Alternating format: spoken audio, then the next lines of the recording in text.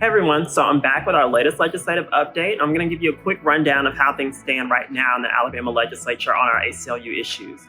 So, last week, SB 219 passed out of the Alabama Senate. This is a really dangerous bill, and we know, as you've already heard from us, that this will actually criminalize providing gender-affirming medical care to trans youth.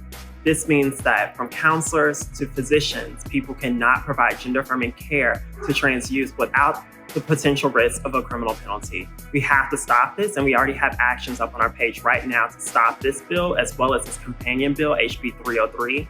You also may remember HB 35, which is a bill that will also prohibit trans youth from participating in athletic events. And so as all these bills continue to move, we're going to keep you updated, and we're asking that you go and you click the link and you send a message right now to your lawmakers in order to let them know that you absolutely do not support these bills or any discrimination against trans youth, and we have to stop these bills now.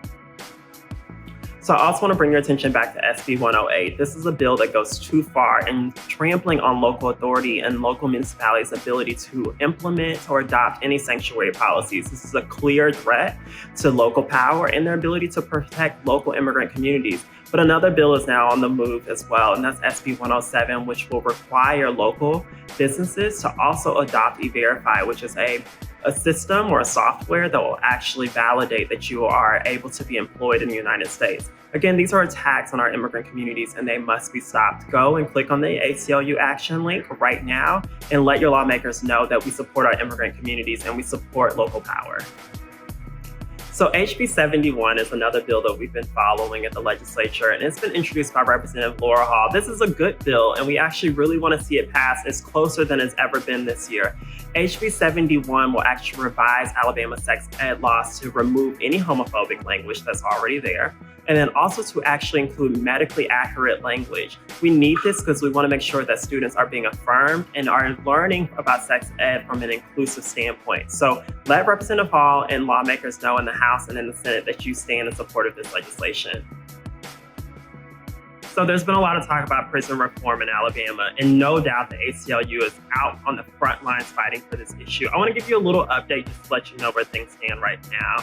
The Governor's Study Group has now introduced a package of bills, about 4 bills that include a number of really positive advancements for the criminal justice reform efforts in the state. We're seeing things that will include good time incentive. We'll see investigations and committees come together now to study pretrial diversion programs.